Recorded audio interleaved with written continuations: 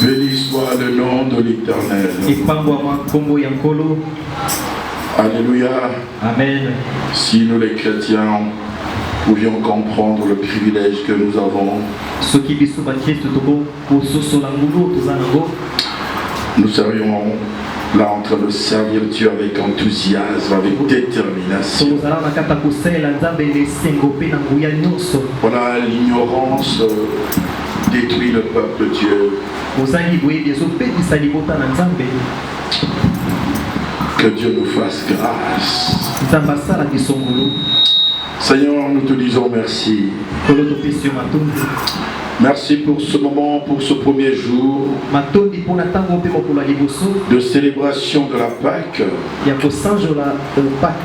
Seigneur, permets à ce que nous puissions comprendre le travail que tu as accompli à la croix. Que nous puissions également comprendre le travail de ta résurrection, ce qui s'est passé par ta résurrection dans nos vies, Seigneur. Nous voulons te dire merci parce que tu es là dans cette salle. Ta parole nous dit là où 2 ou 3 sont réunis en ton nom, tu es au milieu d'eux.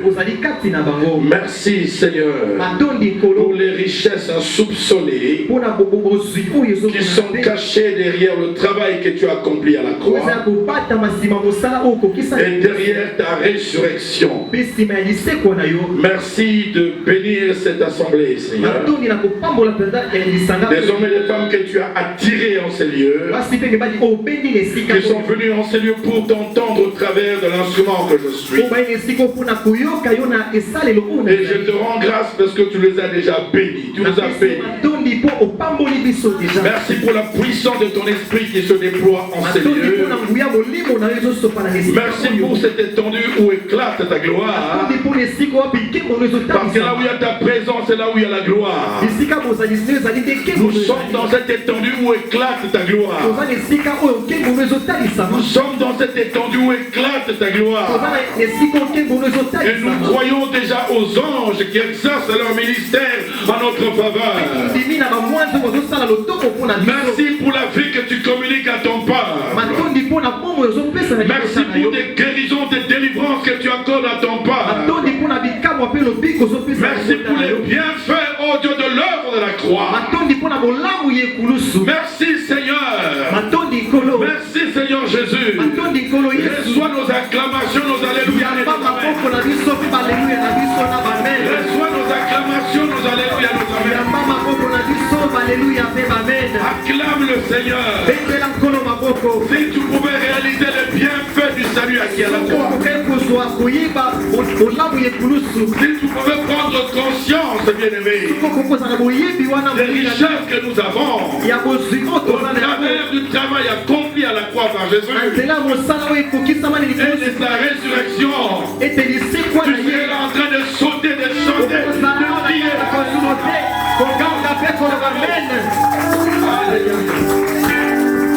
Alléluia. Ne pas être là en ce moment, bien-aimé, c'est vraiment un péché. À moins que tu sois à l'étranger. Ne pas être là ce soir, c'est un péché. Parce que nous sommes en train de parler des choses. Nous allons parler des choses qui vont te permettre, bien-aimé, de revendiquer, de réclamer, de confesser. Alléluia. D'une manière légitime. Ce que tu as reçu comme héritage de la part du Seigneur depuis la croix de Golgotha. Au travers du travail qu'il a accompli. Que bénir amen avec moi. Amen. Un amen bien. Amen. Dis avec moi, je suis béni. Je suis béni. Et je dis, nous sommes vraiment bénis. Un amen bien. Amen. Un amen bien. Amen. Alléluia. Amen. Merci Seigneur Jésus. Nous voulons parler de toi en ces lieux. Nous voulons que notre prédication, notre enseignement soit christocentrique, centré sur toi Jésus. Que toi seul sois au cœur de l'enseignement de ce soir. Car c'est toi la parole véritable. Parle-nous là où je me suis arrêté et toi prends le relais. Avec ma faible connaissance, je ne pourrais pas dire exactement ce que toi tu veux nous dire aujourd'hui. Voilà pourquoi je m'efface complètement, je te laisse ta première place. Prends le contrôle et la direction de toutes choses dans ces lieux, cher Saint-Esprit. Au nom de Jésus-Christ, nous avons prié et nous disons Amen. Amen. Amen. Amen. C'est le jour de l'introduction. Nous allons tous nous lever pour lire la parole. Et je voudrais que nous notions ces passages bibliques. Parce que même à la maison, tu pourras méditer avant qu'on arrive ici pour que tu aies plus de lumière par rapport à ce que nous allons voir pendant ces 3 jours. Et nous allons prendre premièrement Genèse chapitre 2. Genèse chapitre 2. Dire que tu peux me donner mes lunettes dans la grande poche pour moi. Genèse chapitre 2. La grande poche ouvre complètement le sac. Genèse chapitre 2, versets 16 à 17. Amen. Le modérateur peut nous aider à lire la parole de Dieu. Genèse chapitre 2, versets 16 à 17. Je lis au nom de Jésus. L'Éternel Dieu donna cet ordre à l'homme. Tu pourras manger de tous les arbres du jardin, mais tu ne mangeras pas de l'arbre de la connaissance du bien et du mal. Car le jour où tu en mangeras, tu mourras. Parole du Seigneur. Genèse chapitre 3. Nous allons lire Genèse chapitre 3. À partir du verset 1er, rapidement. Verset numéro 1er, je lis au nom de Jésus-Christ. Les serpents étaient les plus risés de tous les animaux des champs.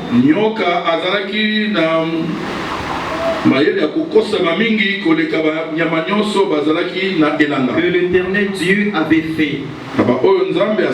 Il dit à la femme, Dieu a dit, parole du Seigneur. Continue. La femme répondit au serpent, nous mangeons du fruit des arbres du jardin, mais quant au fruit de l'arbre qui est au milieu du jardin, Dieu a dit, vous n'en mangerez point et vous n'y toucherez point. De peur que vous ne mouriez. Alors les serpents dit à la femme, vous ne mourrez point. Mais Dieu sait que les jours où vous en mangerez, vos yeux s'ouvriront et que vous verrez comme des dieux, connaissant le bien et le mal. Verset 6, la femme dit que l'arbre était bon à manger et agréable à la vue et qu'il était précieux pour ouvrir l'intelligence. Elle prit de son fruit et en mangeant, elle en donna aussi à son mari qui était auprès d'elle et il en mangea. Verset 7, les yeux de l'un et de l'autre s'ouvrirent. Ils connurent qu'ils étaient nus. Ayant cousu des feuilles de figuier, ils s'en firent des ceintures. Alors ils entendirent la voix de l'Éternel Dieu qui parcourait les jardins vers le soir. Et l'homme et sa femme se cachèrent loin de sa au milieu des arbres du jardin. Verset 9. Mais l'Éternel Dieu appela l'homme et lui dit, où es-tu? Il répondit, j'ai entendu ta voix dans le jardin et j'ai eu peur parce que je suis nu et je me suis caché. Verset 11. Et l'Éternel Dieu dit, qui t'a appris que tu es nu? Est-ce que tu as mangé de l'arbre dont je t'avais défendu? L'homme répondit, la femme que tu as mise auprès de moi m'a donné de l'arbre et j'en ai mangé. Et l'Éternel Dieu dit à la femme, qui peut dire Amen avec moi? Amen. Donc rapidement dans Galates chapitre 3, verset 13 à 14. Rapidement. Dans les premiers jours, tous à la bisognon sort. Galates chapitre 3, verset 13 à 14. Galates chapitre 3. Je lis au nom de Jésus. Christ nous a rachetés de la malédiction de la loi. Christo étant devenu malédiction pour nous, car il est écrit, maudit est quiconque est pendu au bois, afin que la bénédiction d'Abraham eût pour les païens son accomplissement. Pour les bénédictions d'Abraham, et que nous ressuscitions par la foi l'esprit qui y avait été promis. Rapidement, Colossiens chapitre 2 verset 14. Colossiens chapitre 2 verset 14. J'ai lu au nom de Jésus. Il a effacé l'acte dont les ordonnances nous condamnaient. Il a cela qui kolongola makomami oyo zali ko condamner biso et qui subsistait contre nous. Et il l'a détruit en les clouant à la croix. Il a dépouillé les dominations et les autorités. Et les a livrés publiquement en spectacle.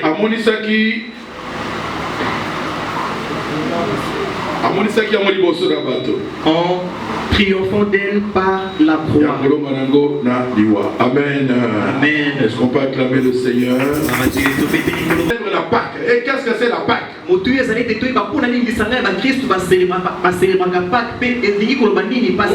de notre grand thème qui est les bienfaits de l'œuvre de la croix et de la résurrection de Jésus-Christ. Qui peut me donner une réponse comme ça concernant la Pâque? Qu'est-ce que c'est la Pâque?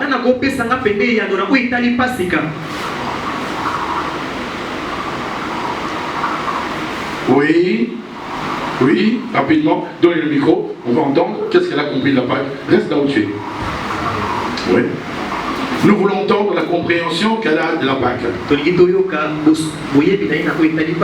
Parce que là, ça, c'est le départ. Si le départ est faussé, le reste sera faux. Faites vite là, perdez du temps pour rien. Moi. La Pâque, c'est une fête qui célèbre la résurrection de Jésus-Christ. Parce que Une partie là, oui. Je pourrais aussi dire que ça célèbre aussi la souffrance, la mort, ainsi que la résurrection de Jésus. Est-ce que vous êtes d'accord avec sa réponse? Oui. Qui est d'accord avec sa réponse? Qui est d'accord? 1, 2, 3, 4. 4 personnes. Et qui n'est pas d'accord avec sa réponse? Qui n'est pas d'accord? Il y a des gens qui n'ont même pas levé la main. Ils ne savent pas quoi dire. On acclame le Seigneur pour notre vie. On acclame le Seigneur. Voyez, bien aimés, nous célébrons la Pâque. Nous célébrons la Pâque sans pour autant comprendre qu'est-ce que nous faisons. C'est la Pâque. Bien aimé dans le Seigneur, la Pâque, bien aimé, c'est la fête des commémorations de la mort et de la résurrection de Jésus. Il y a deux événements très importants dans la Pâque. Nous célébrons la mort et la résurrection de Jésus. En hébreu, la Pâque veut dire, Pessa veut dire le passage de la mort à la vie. Le passage de la mort à la vie. Ce mot désigne le passage de la mort à la vie. Donc pour nous les chrétiens et pour notre Seigneur lui-même, c'est le passage de la mort à la vie. Donc en célébrant la Pâque, nous rappelons ensemble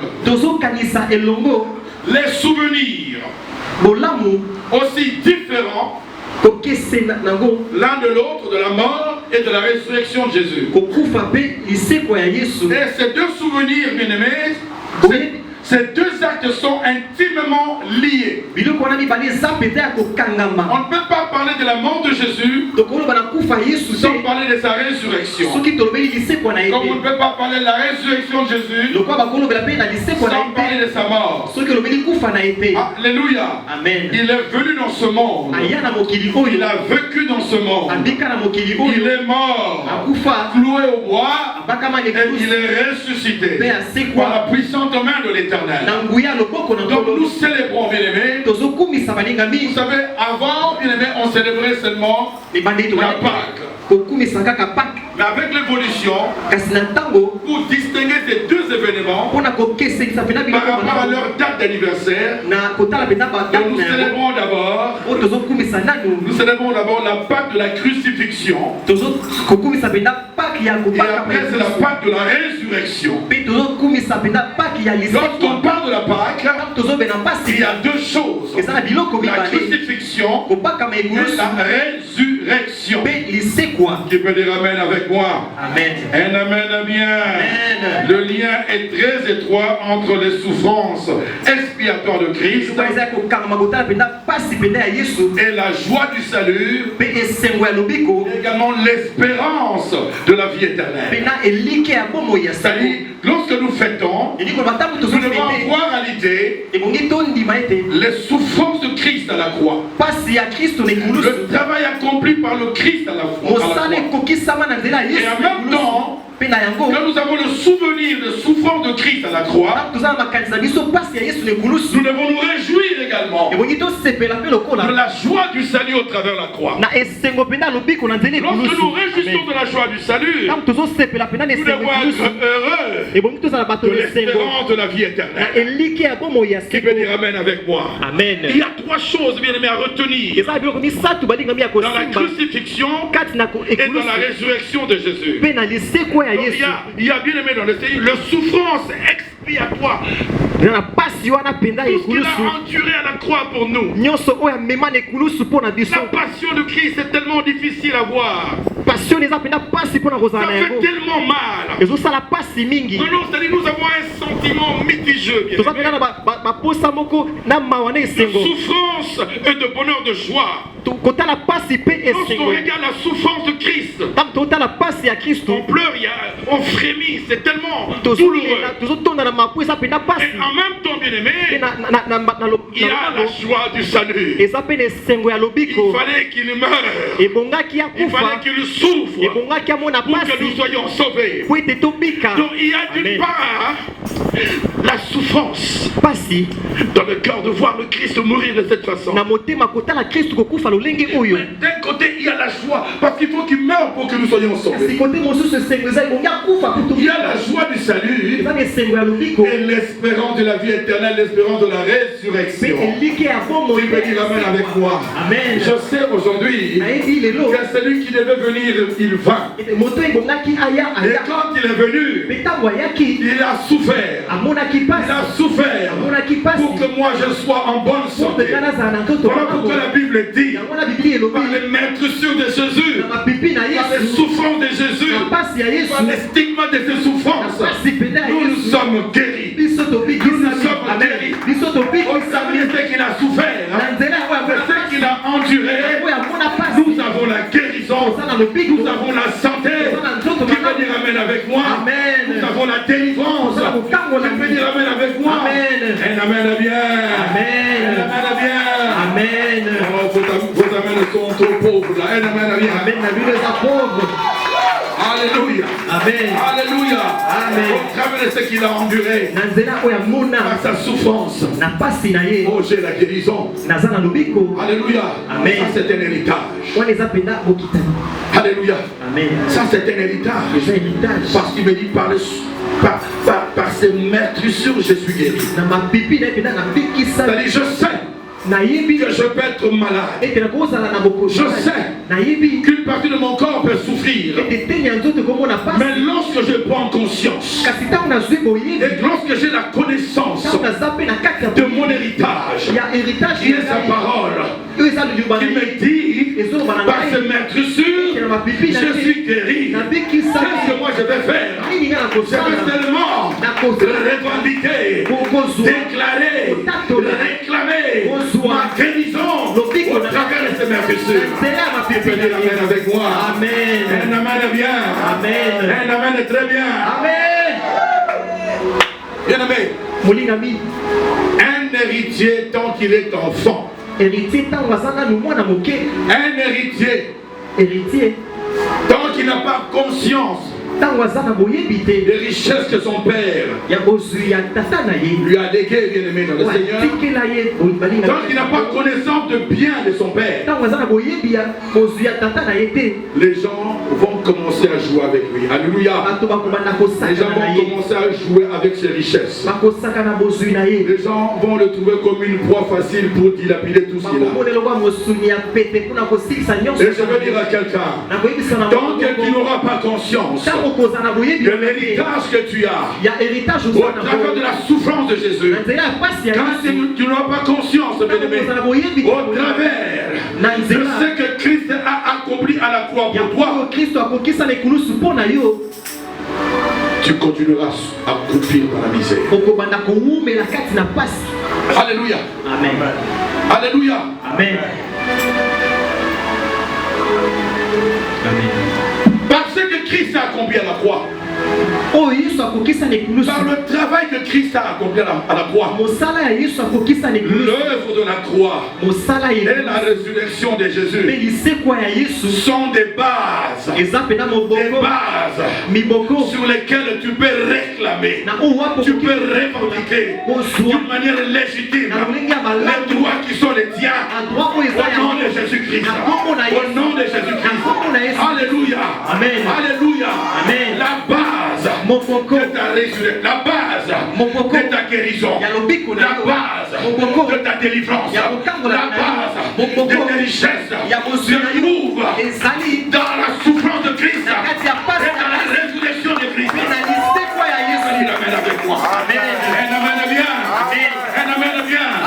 Tant que tu ne comprends pas, l'ennemi continuera à avoir du terrain sur ta vie. L'ennemi continuera à avoir accès dans ta vie. Vous savez, les choses de l'esprit marchent avec la foi. Alléluia. Lorsqu'on a compris, lorsqu'on a la révélation, les choses commencent à marcher. Lorsque tu ne comprends pas, lorsque tu ne comprends pas, même les petits démons, ils viendront prendre ce que Dieu t'a donné. Même les petits sorciers de la famille, ils viendront prendre ce que tu as mis en toi. Parce que tu ne comprends pas. Mais lorsque tu as compris, lorsque tu sais, lorsque tu connais, tu as connaissance de ce que Christ t'a donné, de ce qu'il t'a légué comme héritage, tu peux t'élever contre les démons, tu peux t'élever contre les sorciers pour fermer leur bouche au nom de Jésus-Christ. Tu peux dire amen avec moi. Un amen bien. Un amen bien. Acclame très bien le Seigneur.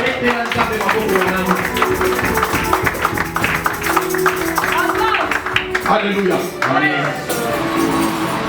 Quand tu prends conscience de ce que tu es devenu en Christ, parce que de nombreux chrétiens vivent comme ils étaient avant de recevoir Jésus dans leur vie. Et ils continuent à se lamenter tout le temps. Ça, c'est l'attitude d'un enfant. Celui qui n'a rien compris. Celui qui n'a pas connaissance. Voilà pourquoi je prie pour que le Saint-Esprit puisse nous renouveler notre intelligence. Puisse nous renouveler notre intelligence. Pour que nous comprenions la révélation de la parole. Celui qui a la révélation, il devient puissant. Le diable ne craint pas celui qui prie chaque jour. Le diable craint celui qui a la connaissance. Je vous avais dit en ces lieux, mes amis. Jésus est allé prier pendant 40 jours et 40 nuits. Il a jeûné pendant 40 jours et 40 nuits. Il était rempli de la puissance du Saint-Esprit. Il était fort spirituellement. Il était fort Mais le diable n'a pas hésité de s'approcher de lui pour le tenter. Il s'est approché de lui pour le tenter. Vous savez ce qui a éloigné le diable de Jésus? C'est la parole. Parce que le diable est venu. Si tu es fils de Dieu, entendre que ces pierres sont changées en pain. Jésus dit, tu ne tenteras pas. L'Éternel est ton Dieu. Il a fait la parole. Il a fait la parole. Le diable me dit, si tu veux te prosterner devant moi, tout ceci m'est donné. Le diable l'a amené sur l'autre montagne. Si tu peux te prosterner, je te donnerai ici ceci. La parole. Jésus, il répond par la parole. Il est écrit, tu adoreras l'Éternel de ton Dieu de tout ton cœur, de toute ton âme. Je ne peux pas me prosterner devant toi. Après ces trois grandes tentations, comme il était coincé par la parole, il s'éloigna de Jésus. Alléluia. Amen. Alléluia. Amen. Voilà pourquoi, bien-aimé, tu dois avoir la connaissance de tes droits, de l'héritage que tu as reçu en Jésus-Christ. Il faut y être. Il faut que tu dises qu'est-ce que tu fais. La souffrance d'un écouloussou. Qu'est-ce qu'il t'a légué? Qu'est-ce qu'il t'a légué? Je veux te dire aujourd'hui, il t'a légué la puissance de marcher sur les scorpions, sur les serpents, sur toute puissance de l'ennemi. Et rien ne peut te nuire. Et rien ne peut te nuire. On parle de ta famille. Il pas peur des sorciers de ta famille. Amen. Tu sais pourquoi tu as peur des sorciers de ta famille? Parce que tu n'as pas la révélation de qui tu es devenu. Quand tu as reçu les ressuscités de tous les temps. Alléluia. Amen. Tu ne sais pas la personne que tu es. Si tu savais que Jésus-Christ, en Jésus-Christ, tu marcherais sous les serpents, sur les scorpions, sous la puissance de l'ennemi. Et rien ne peut te nuire. Et rien ne peut te nuire. Amen. Alléluia. Amen. Gloire soit rendue à Dieu. Gloire soit rendue à Dieu. En réalité, c'est Christ qui est notre Pâque qui bénira. Amen. Christ est notre Pâque. Voici quand il préparait la Pâque. Il préparait la Pâque avec ses disciples. Il prit du pain. Il est rompu, il prit du vin. Quand il rompit le pain, il dit, ceci est rompu, n'est-ce pas? C'est mon corps, n'est-ce pas? Toutefois que vous en mangerez, faites-le en mémoire de moi. Et il prit la coupe. En buvant, il dit, cette coupe est la nouvelle alliance à mon sang. Une fois que vous le ferez, vous le ferez en mémoire de moi jusqu'à ce que je Alléluia. Il annonçait sa mort et sa résurrection. La Pâque, c'est une célébration de la mort et de la résurrection de Jésus. Il y a la Pâque de la crucifixion et la Pâque de la résurrection. Dans quelques siècles passés, quelques années passées, on fêtait seulement la Pâque. Mais il y a une signification parce qu'il y a deux événements qui se passent. Il y a la mort, n'est-ce pas? Et il y a la résurrection. C'est-à-dire, bien aimé, si tu veux passer de la mort à la vie, tu dois t'identifier à Christ par sa mort et par sa résurrection par le baptême. C'est bien de recevoir Jésus. C'est une très bonne chose. Mais il faut passer par l'ensevelissement par les eaux de baptême. Et lorsque nous sortons comme Christ est ressuscité, nous aussi nous marchons en nouveauté de vie. Il y a là le passage de la vie, de la mort à la vie. Parce que le mot Pâques en hébreu veut dire passage de la mort à la. Bien aimé, pour que la puissance de la résurrection ou les effets, le bienfait du salut acquis à la croix puisse impacter ta vie. Si tu vas voir, bien aimé, les implications de l'œuvre de la croix sur ta vie, lorsque tu as cru en Jésus-Christ, il faut que tu acceptes de mourir avec Christ dans les eaux des baptêmes et que tu ressortes avec lui pour que tu puisses être identifié à sa mort et à sa résurrection. Selon Romains chapitre 4 verset 6. Tu peux dire amen avec moi. Amen. Un amen bien bien. Amen. Un amen bien. Amen. Je disais tout à l'heure, l'héritier tant qu'il est enfant et tant qu'il n'a pas conscience de l'héritage que son père lui a légué, des richesses qui sont à lui, tout le monde peut jouer avec lui, tout le monde peut toucher ce qu'il a, même dans sa propre maison il peut dormir affamé, et pourtant c'est lui l'héritier. Tu peux dire amen avec moi. Amen. Un amen bien. C'est pourquoi, bien aimé, il est très important que tu prennes conscience des richesses insoupçonnées. Des richesses insoupçonnées, je dis bien. Les bienfaits du salut acquis à la croix au travers des souffrances de Christ, au travers du travail qu'il a accompli à la croix. Lorsque tu prends conscience du travail que Christ a accompli, qu'est-ce qu'il a fait pour toi? Qu'est-ce qu'il a fait pour toi? Qu'est-ce qu'il t'a légué comme héritage? C'est par là, bien-aimé, par cette prise de connaissance, tu pourras revendiquer, réclamer d'une manière légitime tout ce qui est toi. Qui peut dire amen avec moi? Alléluia. Alléluia. Si tu ne connais pas tes droits, comment tu peux les revendiquer? Si l'héritier ne sait pas ce que son père lui a laissé comme héritage, comment est-ce qu'il va l'utiliser? Comment est-ce qu'il peut l'utiliser? Je veux te dire, à la croix, Christ a dit dans Jean 19:30, tout est accompli. Il a tout accompli.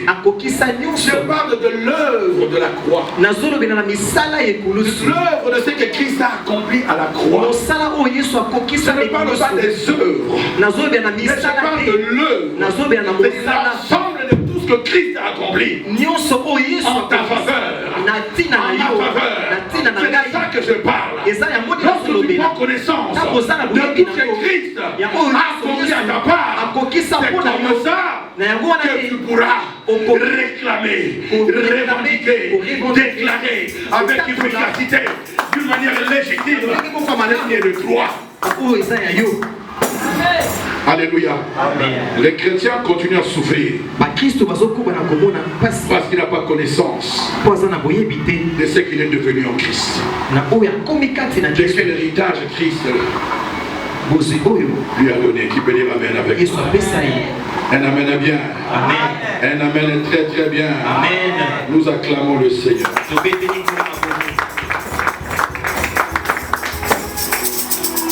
L'œuvre de la croix. Nous parlons de l'œuvre de la croix et de la résurrection de Jésus. Si nous sommes là ce soir parce que Jésus est ressuscité, qui peut dire amen. Amen bien. Si Jésus n'était pas ressuscité, notre prédication, notre enseignement serait vain. N'aurait aucun impact sur nos vies. Parce que notre foi est fondée sur la résurrection de Jésus. Il a fait des promesses. Il a dit que je mourrai, je serai mis à mort, le troisième jour je serai ressuscité contre les morts. Et ce qu'il a dit s'est accompli. Donc si Jésus-Christ est ressuscité d'entre les morts, je m'appuie sur sa résurrection pour commencer désormais à réclamer mes droits au nom de Jésus.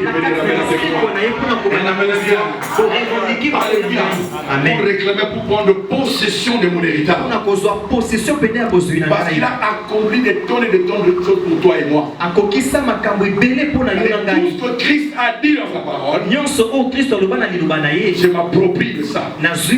Alléluia. Amen. Toutes les promesses de Christ, pour les racheter, pour les élus, je m'approprie de ça. Toi qui es en Christ, dis avec moi, je m'approprie. Je m'approprie l'œuvre de Christ à ma faveur. Je m'approprie l'œuvre de Christ à ma faveur. Acclame le Seigneur très fort. L'ennemi continue à avoir du terrain sur la vie des enfants de Dieu. L'ennemi continue à avoir accès dans ta vie. Parce que tu ne sais pas dire stop. Parce que tu ne sais pas revendiquer tes droits. Et je veux dire à quelqu'un, toi qui es en Christ, tu es déjà passé de la mort à la vie.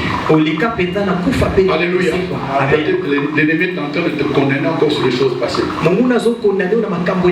Mais je veux te dire une chose. C'est lui qui a été enseveli avec Christ dans les eaux de baptême. Et qui est ressuscité avec Christ et qui marche en nouveauté de vie. Son passé ne compte plus. Ce qui compte maintenant, c'est mon présent et mon avenir. Que personne ne te condamne sur ce que tu as fait avant de connaître Christ. Parce que la Bible dit, l'acte donne les ordonnances de nous condamner. L'acte donne les ordonnances de nous condamner a été effacé. Et qui subsistait contre nous a été effacé. Les anciennes condamnations sont effacées. Je veux te dire, par l'œuvre de la croix, la condamnation est changée en acquittement. La condamnation est changée en acquittement. Tu étais condamné au travers de l'œuvre de la croix. Tu es libre. Tu es libre en Jésus-Christ. Il n'y a personne qui se condamne. Alléluia. Vous savez, c'est lui qui est condamné à mort. Pour changer ce verdict, il faut prouver réellement que le jugement était faussé, n'est-ce pas? Toi et moi, nous étions condamnés à mort. Aller à la croix, c'était ta place, c'était ma place. Mais quelqu'un est venu. Parce que depuis la chute de l'homme, nous avons lu dans Genèse ici que Dieu avait donné un commandement. Dans Genèse chapitre 2, verset 16 à 17. Il dit à l'homme, tu ne mangeras pas de l'arbre de la connaissance du bien et du mal. Le jour où tu en mangeras, tu mourras. N'est-ce pas? Et nous sommes allés dans Genèse chapitre 3. On parle du serpent qui était le plus rusé de tous les animaux. Il séduit la femme en nous mettant la parole de Dieu. Parce que Dieu a dit, tu ne mangeras pas. Je te donne la jouissance de tout ce qu'il y a dans le jardin. Mais sauf le fruit de l'arbre de la connaissance du bien et du mal. Mais le serpent était le plus rusé de tous les animaux. Dieu a dit, tu mangeras de tous les arbres du jardin, sauf le fruit de l'arbre de la connaissance du bien et du mal. Écoutez ce que le diable vient dire à la femme. Est-ce que Dieu a-t-il dit réellement que vous ne mangerez pas de tous les arbres du jardin? Est-ce que Dieu avait dit ça? Dieu a dit, tu mangeras de tout, sauf de l'arbre de la connaissance du bien et du mal. Maintenant le rusé il vient. Est-ce que Dieu a-t-il dit réellement que tu ne mangeras pas, vous ne mangerez pas de tous les arbres? Là, il est en train de pervertir les pensées de la femme. par rapport à ce que Dieu a dit. Il vient semer le doute. Vous savez, le moyen que le diable utilise pour pervertir nos pensées, la conception que nous avons de la parole de Dieu, c'est le doute. Il sème le doute. Est-ce que Dieu a-t-il dit réellement? Oh, Dieu n'a jamais dit ça. La femme est dans le doute. Dieu a dit que nous ne mangerons pas seulement le fruit de l'arbre de la connaissance. La femme est dans le doute. Et elle ne sait pas le dire. Dieu sait. Et si vous en mangez, vous ne mourrez pas. Vos yeux seront ouverts. Vous aurez la connaissance du bien et du mal. Vous serez comme des dieux. Mangez. Dans cette confusion, la femme a mangé. Je veux dire, le diable vient toujours pervertir la perception, comment on peut dire ça, les gars, la perception que nous avons du caractère de Dieu. C'est-à-dire, Dieu est fidèle. Dieu est bon. Dieu est amour. Le diable vient te dire, mais si Dieu est bon, s'il est d'amour, pourquoi tu continues à souffrir comme ça? Pourquoi cette maladie ne s'arrête pas? Il crée le doute en toi. Quand il crée le doute en toi, Dieu est vraiment bon. Dieu est vraiment fidèle. Pourquoi est-ce que je souffre? Je veux dire à quelqu'un, toi qui as la révélation de l'œuvre de la croix, de ce que Christ a assuré pour toi, que rien n'altère à ton comportement, que rien ne modifie ta pensée, que tu sais de Dieu, que rien ne change ta conception, je sais que tu connais les dieux, que rien ne modifie cela. Dis amen avec moi. Amen, amen, bien. Et ils ont mangé. Ils ont péché contre Dieu. L'homme a désobéi. La désobéissance a amené la mort. Il s'agit de la mort spirituelle. Le jour où vous en mangez, vous mourrez. Et quand ils ont mangé, ils avaient toujours la même taille, la même démarche, la même voix. Alléluia. Mais ils ont compris qu'ils étaient nus. En réalité, leurs yeux se sont ouverts. La gloire de Dieu qui les couvrait et qui cachait leur nudité. Cette gloire les avait quittés. Et tous son péché sont privés de la gloire de Dieu. Quand ils étaient dans la gloire de Dieu, la gloire le couvrait. Ils ne voyaient pas leur nudité. Mais quand ils ont désobéi, ils ont péché, la gloire les a quittés. Et ils ont compris qu'ils étaient nus. Alléluia. Quand la gloire de Dieu te couvre, il n'y a plus de maladie. Il n'y a plus de pauvreté. Quand la gloire de Dieu te couvre, il n'y a plus d'inquiétude. Quand la gloire de Dieu te couvre, il n'y a plus ça. Alléluia. Mais quand la gloire les a quittés, ils ont compris qu'ils étaient nus. Ça, c'est la honte. Alléluia. Quand la gloire de Dieu te quitte, il y a des maladies. Il y a la honte. Il y a la corruption. Il y a tout ce qui est mauvais. Alléluia.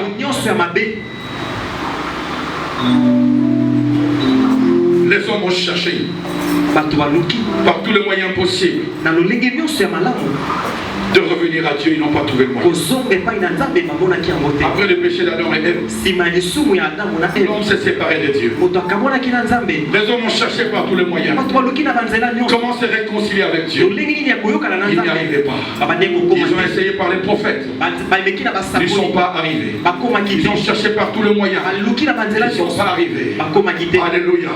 Ils ont essayé par les sacrifices. Ils ne sont pas arrivés. Il a fallu un seul. L'agneau immolé de Dieu. La victime expiatoire. Jésus de Nazareth. Alléluia. Alléluia. Depuis l'éternité, Dieu lui a donné un corps. Alléluia. La Bible dit, Dieu n'a créé, l'Éternel n'a créé plus les holocaustes ni les sacrifices. Ça ne servait à rien. Mais il lui a donné un corps. Quand il lui a donné un corps, c'est par la puissance de Dieu que la sémence est entrée dans le sein de Marie. Alléluia. Il lui a donné un corps. Ce n'était pas une conception entre un homme et une femme. C'était une conception miraculeuse. Alléluia. La femme était couverte de la puissance du Saint-Esprit, n'est-ce pas? Et elle avait ensémencé un fœtus, n'est-ce pas? Et l'enfant grandissait dans le sein. Le Père n'a voulu agréer ni holocauste ni sacrifice, mais il lui a donné un corps. Et depuis l'éternité, lui dit, voici je viens faire ta volonté. Voici je viens faire ta volonté. Voici je viens accomplir l'œuvre pour la réconciliation de l'humanité avec toi. Parce que l'humanité s'était séparée de Dieu à cause du péché adamique. Adam était l'image de celui qui devait venir. Qui dit amen avec moi? Amen. Amen. Le premier Adam c'était l'image de celui qui devait venir. Mais celui qui devait venir, il vint un jour sur la terre des hommes pour réconcilier l'humanité à son Créateur. Qui peut dire amen avec moi? Amen. Amen. Bien. Amen. Dans Romains chapitre 5, à partir du verset 12 au 21, la Bible dit ceci. Par la désobéissance ou par le péché ou par la faute d'un seul homme, la mort est entrée dans ce monde. De la même manière, bien aimé, de même, par l'obéissance d'un seul homme, Jésus, alléluia, le salut de Dieu est accordé à l'humanité. Qui veut dire amen avec moi? Un amen bien. Un amen est très bien. Amen. Oh, qui peut acclamer le Seigneur pour le de la foi.